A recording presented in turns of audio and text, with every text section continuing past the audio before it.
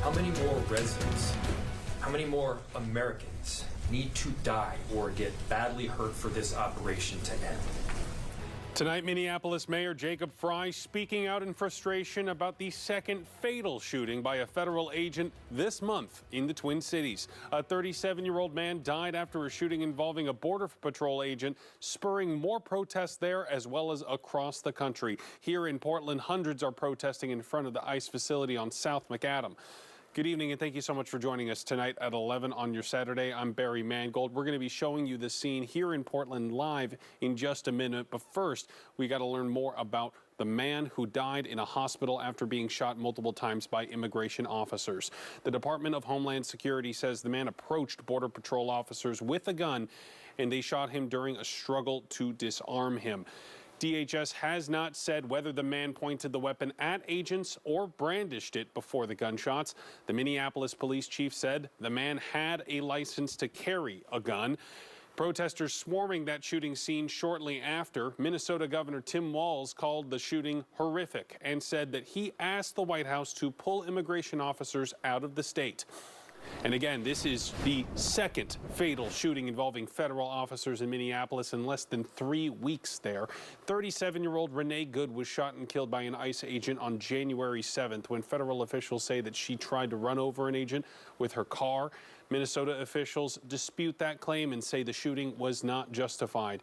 And again, today we are learning that relatives of the man who was killed say that he was 37-year-old Alex Pretti, an ICU nurse who was protesting immigration enforcement. DHS claims he had a gun and officers fired defensive shots. Witnesses say that is not what happened. And here is video of that shooting that we've gotten a hold of. It appears to show someone in the street filming federal agents, that is, when Alex Pretti and another person were hit with pepper spray. Pretti and the other person went to the ground where agents surrounded them and jumped on top of Pretti. At least one officer hit him multiple times. Video from one angle appears to show an agent take Pretti's handgun before any shots were fired, but that has not been confirmed by officials. We also see an agent fire what sounds like 10 shots in rapid succession as Pretti is on the ground. And tonight we are getting very different descriptions from Minnesota and DHS. Listen. During this operation, an individual approached U.S. Border Patrol agents with a 9mm semi-automatic handgun. The agents attempted to disarm the individual, but he violently resisted. Fearing for his life and the lives and safety of fellow officers, a Border Patrol agent fired defensive shots.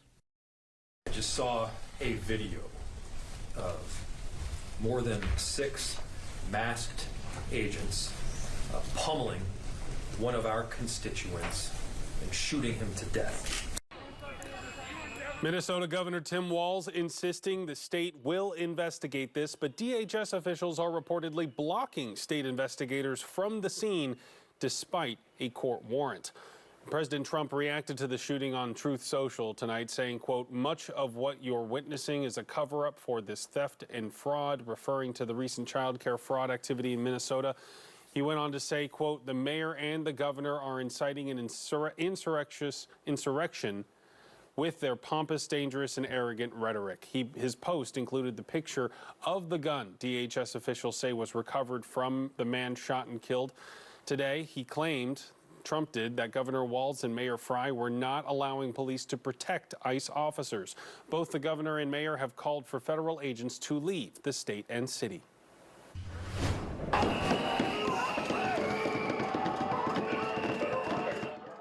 Here in Portland, hundreds of people gathered for a spontaneous protest at the ICE facility in response to today's deadly shooting in Minneapolis. Our crews at the scene have watched protesters cross the property line to the federal facility, walking right up to the gates of the building. Portland police already warning the crowd tonight that anyone blocking the road or barricading the doors could be arrested. We have K2's Jennifer Singh joining us live from the ICE facility right now. So, Jen, this is far from your first time at an ICE protest. Describe the crowd there tonight and what you're seeing now.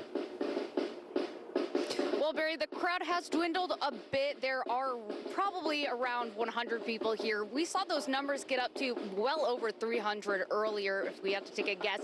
Now, you can see people are not up to the property line right now, but throughout the evening, we've been seeing crowds of people go up to the gates, even pushing on the gates. Actually, you can see one person who's picking up tear gas and other chemical weapon canisters. You can see I have this gas mask here with me. We've had to use this a number of times tonight, and this is also one of the reasons why we've been told this is a tear gas canister. It has gone off, so that's why we're able to hold it safely right now.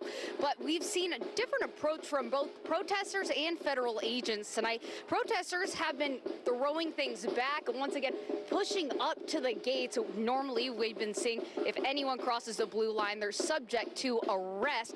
And then federal agents have been in the back, first of all, starting off by deploying chemical weapons inside of the gates and having it waft out to protesters. Protesters responding by waving it back with their signs.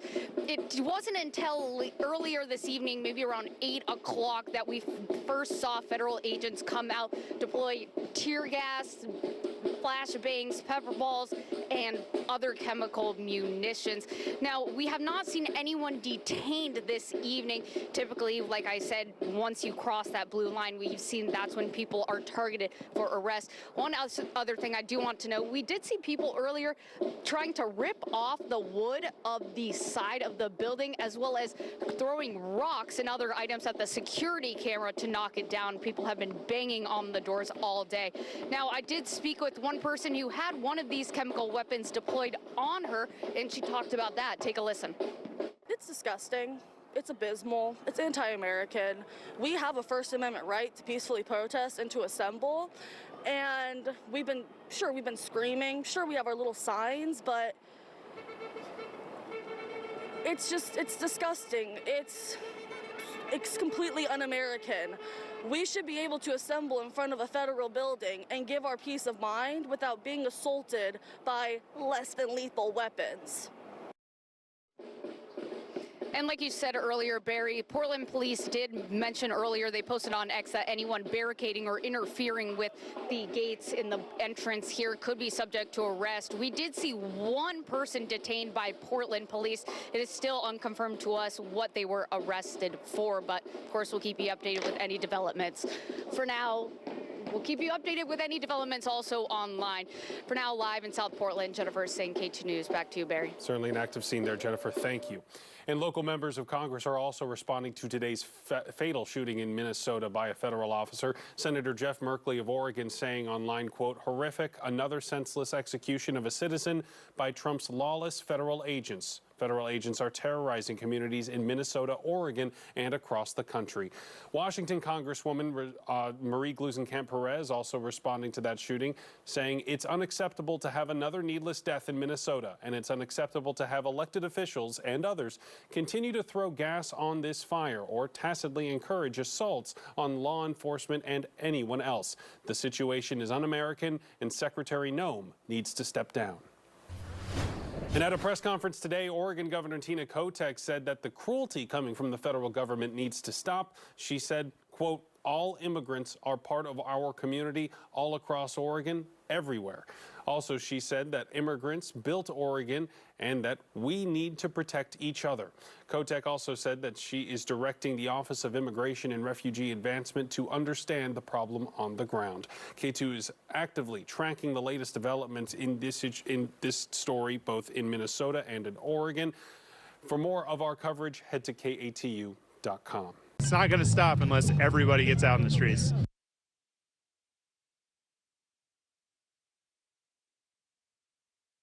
After another person was shot and killed by federal agents in Minneapolis. Here's a look at the scene. Hundreds and marched on city streets with signs bearing the names of both people killed in Minneapolis. Glad you're with us tonight. Hi, everybody. I'm Michelle Esteban. We'll get to the protest that happened here in Seattle in just a moment. But first, let's break down what we know about what happened in Minneapolis today. Less than 3 weeks after an ICE agent shot and killed 37-year-old Renee Good, today we learned 37-year-old ICU nurse Alex Pretti was fatally shot as well. Witness video shows the suspect in the street filming agents when Pretti and another person were hit with pepper spray. They went to the ground. The video shows agents surrounded Pretti and jumped on top of him. At least one officer hit him with multiple blows. Video from one angle appears to show an agent take Pretti's gun before any shots were fired, but that has not been confirmed. Then you hear what sounds like 10 shots in rapid succession as the man is on the ground. Homeland Security Secretary Kristi Noem insisting today that Pretti meant to harm federal agents. I don't know of any peaceful protester that shows up with a gun and ammunition rather than a sign. The Minneapolis police chief says the department believes Pretti is a lawful gun owner with a permit to carry. Governor Walz has demanded the investigation into today's shooting be led by the state of Minnesota rather than the Trump administration. Federal government cannot be trusted to lead this investigation. The state will handle it, period. The officer linked to the deadly shooting is an 8-year Border Patrol veteran. That's according to federal officials. He has not been identified. It's unclear of his work status tonight. We have seen protests in cities from coast to coast, New York City, LA, DC, and right here in Seattle. KOMO's Tyler Cunnington spoke to people who were outside the federal building downtown calling for immigration agents to be held accountable. Tyler. Well, that's right, Michelle. And this is the second time in just over 2 weeks that people have come to the Henry L. Jackson Federal Building in downtown due to federal agents shooting and killing U.S. citizens in just the city of Minneapolis alone. The emotions once again surging tonight for those in our region who felt compelled they needed to speak out. I want to say we're grieving because we're grieving the loss of a human life. But I also want to say that we're past grieving, that we're angry, that we're really, really angry, that we're fed up. City traffic cameras capturing what some protesters say was a gathering of around 500 tonight, while organizers estimated that figure was upwards of 1,000. The crowd spilling into 2nd Avenue and other streets, blocking traffic at one point. From there, the group marched around several blocks, prompting Seattle police SUVs to help block off the street. Protesters called out what they say is the escalation of violence by federal agents against U.S. citizens. A memorial created with candles and photos of people who have died as a result of that violence. Whether it was the killing of Renee Good in Minneapolis earlier this month at the hands of an ICE agent, or the killing of that 37-year-old ICU nurse this morning while on the ground, surrounded by several federal agents, organizers here in Seattle say they won't stand for it. We have to keep fighting. We have to keep taking to the streets. We have to organize. We have to come together and have community and organize. And those that we talked to afterwards say that this was a peaceful gathering there outside the federal building. We have reached out to SPD to confirm whether or not they had any issues or arrests or any other kinds of disruptions outside of course, that group marching into the street. However, as you can see, those SUVs eventually took control and blocked off that road. However, we have not heard back from them, and we will update that to our website when we do. Reporting live here in Seattle tonight, Tyler Cunnington, KOMO News. Tyler, thanks very much. Leaders here locally and across the state responding to the second shooting in Minneapolis. Governor Bob Ferguson posted on X, quote, "Another person shot by ICE agents, another life lost. Our descent into authoritarian rule continues. This is a dark chapter in our history of America."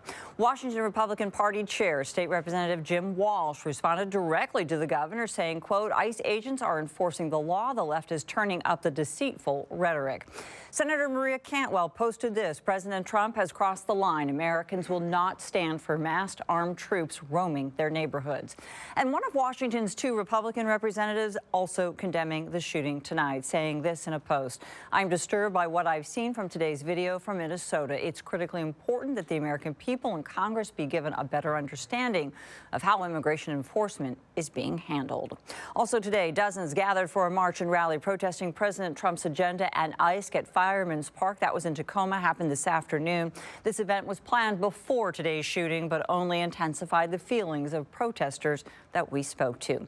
You can download anytime the KOMO News app to track the shooting, the latest reaction in Minneapolis, Seattle, and around the country. Be sure to subscribe to our YouTube channel.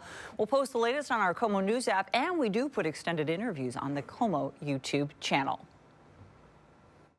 Right now, streets closed in downtown Salt Lake for a protest over the latest deadly ICE shooting in Minneapolis.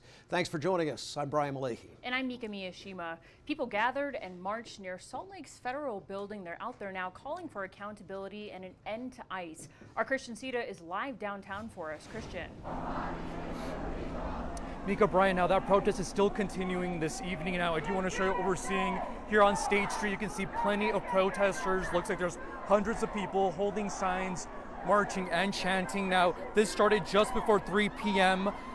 and they were at the federal building where they demonstrated before walking down these streets. Now, organizers say the event was held in response to what they describe as the public killing of a U.S. citizen by ICE agents in Minnesota. Chanting and holding signs reading "I stand with Minnesota, stop the cruelty and abolish ICE." Protesters marched from the Wallace Federal Building to the Federal Immigration Office. Organizers call the rally an emergency response, saying the Minneapolis incident reflects a broader pattern of violence by federal immigration enforcement. Killing American citizens. This is not making America great.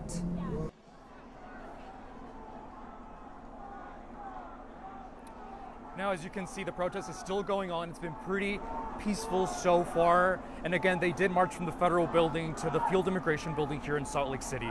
Reporting live in Salt Lake City, Christian Sita, KUTV 2 News. Okay, Christian, and more tonight on 2 News at 10. And there is other fallout today from the second deadly ICE shooting in Minneapolis in weeks. A federal judge says Homeland Security cannot destroy evidence in the shooting of Alex Pretti. The investigation may center on videos in the moments before an ICE agent fired. Reports say videos show Pretti had a cell phone, not a gun, when he was shot. I've got a question for all of you. What side do you want to be on? The side of an all-powerful federal government that can kill, injure, menace, and kidnap its citizens off the streets? Or on the side of a nurse at the VA hospital who died bearing witness to such government? Or the side of a mother whose last words were, "I'm not mad at you"? Governor Walz pointing to a witnessed video saying Pretti had protested peacefully when officers tackled, then shot him. A Border Patrol commander, meanwhile, says Pretti put himself in that situation and that the victims are, quote, the Border Patrol agents. The officer who shot and killed Alex Pretti is an 8-year Border Patrol veteran. He has not been identified. It's unknown if he's been taken off patrol or placed on administrative leave pending an investigation. Minnesota investigators say the feds blocked access to the shooting scene. When our team arrived, they were blocked by federal agents with the Department of Homeland Security from accessing the scene. Our team also secured a search warrant for the scene, which is an unusual move in a public area like that, but we did that attempting to have judicial approval to enter this scene to gather evidence. We were once again blocked by federal authorities to go in and do that scene examination. The local county attorney is conducting its own investigation, and the lead prosecutor says it has other evidence. The White House and DHS have accused Minnesota leaders of not working with ICE on deportation efforts. This is the third ICE shooting in Minneapolis in less than several weeks. 37-year-old Renee Good shot and killed early January when ICE says she tried to run an agent over with her car, a claim Minnesota disputes. Then an ICE agent shot a man who was in the country illegally after he and 2 others were accused of attacking that agent while he tried to make an arrest. And Democrats are now threatening a partial government shutdown over funding for ICE. Senator Chuck Schumer says a bill before Congress is inadequate to, quote, rein in the abuses of ICE. Other Democrats echo him. Last week, the House passed a measure to keep the federal government open past next Saturday. A key Republican in the Senate says GOP members are exploring all options to avoid a shutdown. And here in Utah, a Salt Lake area real estate development firm says it will not sell one of its buildings to the federal government for an ICE detention center. The Ritchie Company says there is no deal to sell property at 1199 North, 6880 West. This is west of the airport. Demonstrators this week rallied against the ICE center outside of Ritchie Group offices. Saturday afternoon, the company called for civil and respectful dialogue when it announced that the Ritchie Group and its investors have no plans to sell or lease the property in question to the federal government.